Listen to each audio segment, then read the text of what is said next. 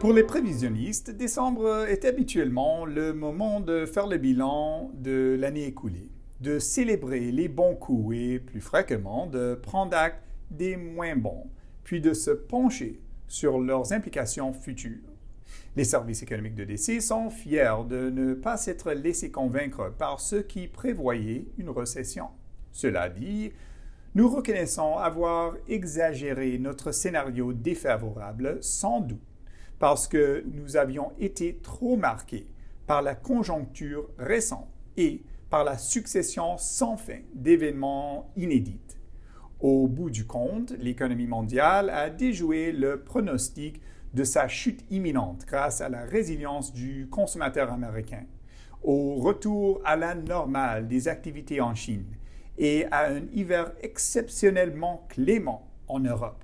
L'assouplissement tant attendu des chaînes d'approvisionnement mondiales, qui s'est accéléré pendant l'année, a permis au cours des engrais, du pétrole brut, du gaz naturel et des denrées alimentaires de revenir au niveau de 2021, soit d'avant l'invasion de l'Ukraine par la Russie.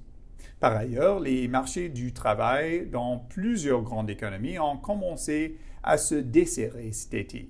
Parallèlement, les taux de chômage ont progressivement grimpé dans des pays comme le Canada, les États-Unis, le Royaume-Uni, la France et la Chine, ce qui a freiné la croissance des salaires. Nous notons, sans perdre de vue les répercussions des conflits de travail et l'incertitude croissante sur le plan géopolitique, que la diminution des tensions sur les coûts a conduit à une désinflation rapide à l'échelle du globe.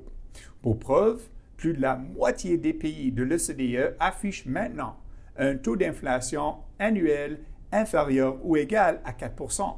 Au Canada et aux États-Unis, le taux d'inflation a chuté de façon spectaculaire par rapport au sommet de 2022 et approche désormais la cible fixée. Mais même si l'augmentation des prix a été plus modérée cette année en raison de leur envolée de l'an dernier, la réduction de l'inflation a été un objectif chèrement acquis. Les hausses notables des taux directeurs déterminés par les banques centrales ont imposé des coûts substantiels aux entreprises et aux consommateurs. L'endettement est à présent plus coûteux et l'augmentation du coût du service de la dette comprime les marges des entreprises et épuise l'épargne excédentaire des consommateurs.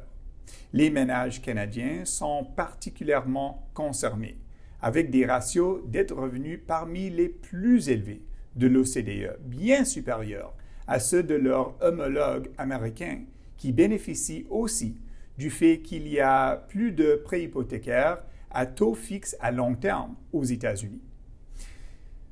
Le coût de la dette est également un sujet de préoccupation pour de nombreux gouvernements qui doivent maintenant assainir leur bilan au lendemain de la mise en place des programmes d'aide durant la crise de la COVID-19.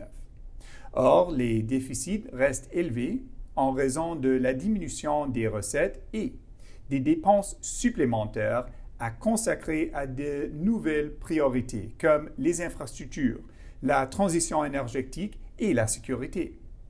Dans ce contexte, la politique budgétaire des économies développées ne devrait pas être d'un très grand secours. En revanche, les gouvernements de nombreux marchés en développement doivent se focaliser sur la soutenabilité de la dette, avec en toile de fond des taux d'intérêt plus élevés à l'échelle planétaire. Certaines économies sont confrontées à des défis qui vont au-delà du rebond cyclique consécutif à la détente de l'activité en temps de pandémie.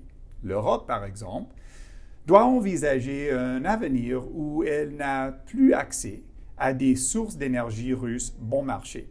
La Chine, pour sa part, se débat avec un modèle de croissance en pleine évolution.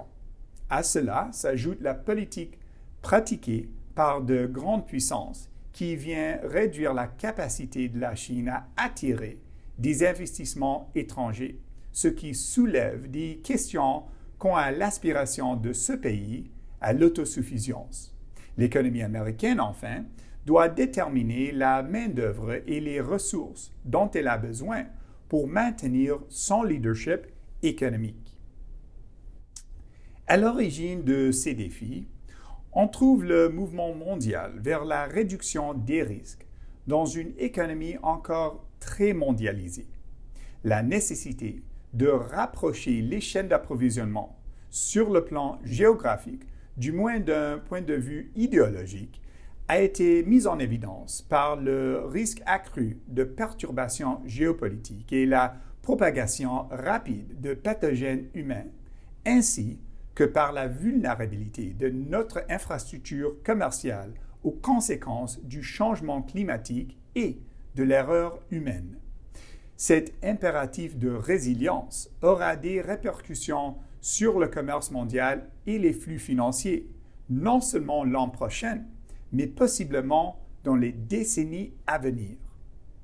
Conclusion, les exportateurs canadiens doivent s'attendre à ce que la demande des consommateurs reste molle en 2024, puisque l'épargne accumulée lors de la pandémie se tarira, les taux de chômage augmenteront et le lourd fardeau de la dette pèsera sur les affaires. Les taux d'intérêt commenceront à redescendre en milieu de l'année, une fois que l'inflation sera revenue dans la fourchette cible, ce qui donnera un coup de fouet à l'économie mondiale vers la fin de l'année. D'ici là, les entreprises devront composer avec un regain des risques géopolitiques et de nouvelles tendances commerciales.